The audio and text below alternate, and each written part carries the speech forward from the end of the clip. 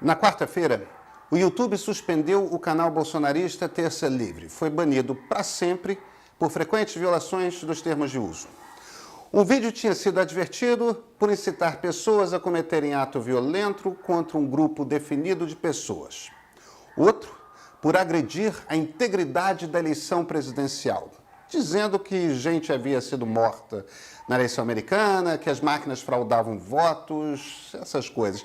No fim das contas, o que a plataforma está dizendo é que o Terça Livre mentia sobre a democracia, e ao mentir sobre a democracia, punha em ameaça a vida das pessoas e o próprio regime. O Terça Livre discorda, diz que é alvo de censura num mundo de esquerda. E aí? O que está acontecendo, hein? Vamos conversar. Eu sou Pedro Doria, editor do Meio. Aliás, vem cá, antes do nosso papo, deixa eu perguntar. Você conhece o Meio? Gratuito, de segunda a sexta, chega cedo no seu e-mail, leitura rápida, tá? Só 8 minutos e o essencial para você compreender o dia. Assina lá. E esse aqui? Esse é o ponto de partida.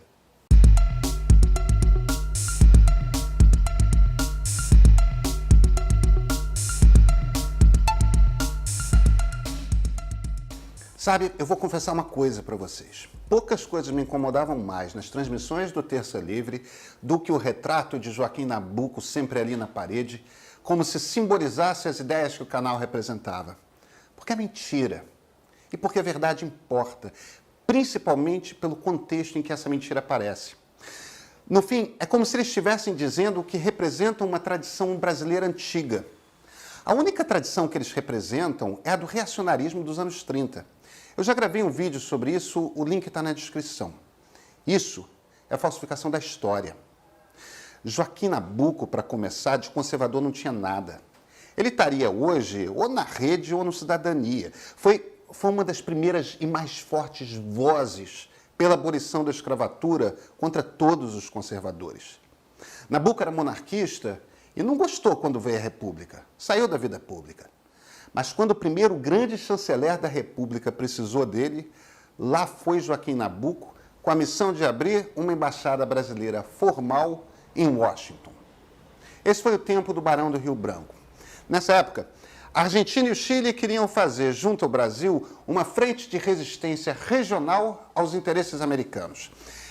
É isso que os conservadores aqui no Brasil defendiam também. Um encontro de nacionalismos locais. Com o Rio Branco não tinha disso não, tá? O Brasil daquele tempo falava com nossos vizinhos, falava com os americanos, falava com os europeus, falava com todo mundo. Foi assim que nós consolidamos as fronteiras nacionais que temos até hoje. O Nabuco foi o primeiro diplomata brasileiro que era recebido pessoalmente pelo presidente americano, enquanto o Rui Barbosa estava lá em Haia, na Europa, defendendo que os países eram equivalentes e deviam poder conversar de igual para igual. Não é que o Rio Branco, o Nabuco e o Rui concordassem em tudo, porque eles não concordavam. Mas mesmo não concordando, a diplomacia moderna brasileira tem esses três pais simultâneos que mesmo quando não concordavam, trabalhavam juntos por uma premissa. O Brasil conversa com todo mundo. O Brasil é pragmático, entende o seu tamanho e é em cima da compreensão do seu tamanho exato, nem maior nem menor, que negocia pelos seus próprios interesses. Um Brasil pragmático que conversa com todo mundo. Alguém sinceramente tem a cara de pau de olhar para o Itamaraty bolsonarista e enxergar Joaquim Nabuco ali? É importante demais a gente entender o que o bolsonarismo representa. O que a máquina de produção de conteúdo bolsonarista se propõe a fazer é falsificar a ideia de Brasil. E você faz isso de formas sutis. Uma delas é recontando a história do país com distorções o suficiente para fazer parecer que o bolsonarismo é uma força política normal. Não é. Nunca. Nem nas ditaduras tivemos radicais no comando da República. Nunca tivemos um Itamaraty que se isolasse do resto do mundo, que visse em ditaduras islâmicas reacionárias pais ideológicos. Quando você falsifica a história para dizer que seu grupo vem de uma evolução natural, O passo seguinte é falsificar o presente. Gripezinha. Não vamos fazer velha política. O governo acabou com a Lava Jato porque não tem mais corrupção. A vacina chinesa, o voto eletrônico é fraude, o Supremo proibiu o governo de trabalhar. Mentiras, mentiras, mentiras. E se você consegue capturar gente o suficiente nesse universo, aos poucos você vai minando a democracia. Sabe Big Brother? Não esse programa, o romance do George Orwell. Nele, a ditadura absoluta tem esses slogans. Aquele que controla o passado, controla o futuro. Aquele que controla o presente, controla o passado. Guerra é paz, liberdade é escravidão, ignorância é força. Essas plataformas de grandes audiências aqui, o YouTube, Facebook, o Instagram, elas têm um papel nisso. É importante entender esse papel. Em geral, a gente ouve tanto na esquerda quanto na direita um discurso que é mais ou menos assim. No capitalismo, vale tudo. Quando vem da esquerda, o tom é sempre de que isso é exploração. Na direita, é como se fosse uma espécie de liberdade. Só que no mundo real não é assim, não vale tudo. O encontro dessas três peças, democracia, liberalismo e capitalismo, ele é gerido por regras. Vivemos nós nesse regime, uma democracia liberal capitalista. A democracia traz a voz das pessoas pelo voto. O capitalismo traz um jeito de pensar a economia baseado na livre iniciativa. Se você tem uma ideia de negócio, pode montar e, se der certo e trouxer lucro, vai empregar gente, vai pagar imposto, a sociedade ganha com seu sucesso. E nesse trisal, o liberalismo traz regras. São as leis. A divisão em três poderes para que ninguém tenha o poder todo. São regulamentações e são também as normas não escritas.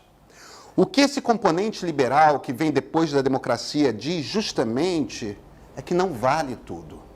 É que tem regra. Existem muitos tipos de negócio que você pode abrir, mas alguns são especiais.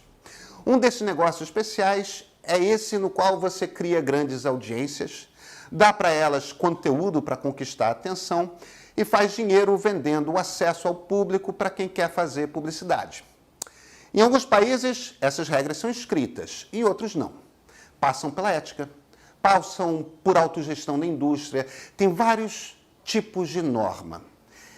É bom para a sociedade que esses negócios existam. Eles trazem entretenimento e trazem informação. Uma sociedade livre, uma democracia liberal, precisa de informação. Em cima de informação, a gente debate. O que é informação? Quais são os projetos dos políticos? O que a ciência diz? O que quem estuda um assunto em particular acha? Quais os problemas que temos? Aí nós debatemos e vamos para as urnas ver que soluções para os problemas a maioria considera melhores. Vocês entenderam onde que eu quero chegar, né? E se um grupo decide dizer que os problemas não existem? Não existe pandemia. Aquela gente toda morrendo? Normal. Não tem nenhum problema derrubar umas árvores e fazer pasto. O clima do planeta, ele não está mudando, não. Não por causa disso, pelo menos. A ameaça séria mesmo é que tem homem querendo casar com homem. É que as pessoas não podem comprar as armas que quiserem. É que a polícia não pode matar em paz, tem sempre de ficar explicando por que matou. E se quase tudo quanto é país do mundo discorda, então vamos romper com todos. Ficar isolado que está tudo bem. Guerra é paz. Liberdade, escravidão. Ignorância é força. Se você consegue falsificar os fatos, os problemas de verdade são ignorados, problemas de mentira vão para o centro da pauta e aos poucos gente o suficiente se descolou de tal forma da realidade que uma democracia liberal deixa de funcionar. Sem realidade não tem democracia. Não tem verdadeira liberdade, pois deixamos de poder fazer escolhas a respeito do mundo real. Ignorância é força, sim, para o ditador. Então, se você tem esse negócio de fazer dinheiro criando audiências para as quais oferece conteúdo produzido livremente, você criou esse negócio porque ele só é possível num tipo de regime, uma democracia liberal. E você tem uma obrigação que, no mínimo, é ética. não pôr em risco a democracia liberal, não permitir que a realidade seja falsificada. O que o YouTube fez foi isso. Deixar que um canal crie uma realidade paralela, permitir que ele chegue a uma audiência gigantesca e assim permitir que esse canal atente contra a democracia é irresponsável. Não vamos esquecer do que aconteceu nos Estados Unidos. Um grupo grande de pessoas completamente desorientadas num ambiente de realidade falsificada, que vivem num mundo conspiratório inexistente, invadiu o Congresso Nacional com o objetivo de impedir que as eleições livres fossem homologadas. Centrão, a bola está com vocês, tá? Vocês são o Congresso Nacional agora. Vão deixar o bolsonarismo e quão longe? Falsificar a realidade é um método para se criar tiranias. Aquelas 7, 10 milhões de pessoas que morreram de fome na Ucrânia, isso não existiu. Esse desemprego todo é culpa dos judeus que controlam secretamente o mundo. Não há povo mais especial do que o japonês. Alá deseja que o mundo seja controlado pelas leis do Corão e apenas por elas. Quando gente o suficiente acredita na mentira, esse é o momento em que a democracia acaba e a tirania assume. O YouTube fez o que tinha de fazer.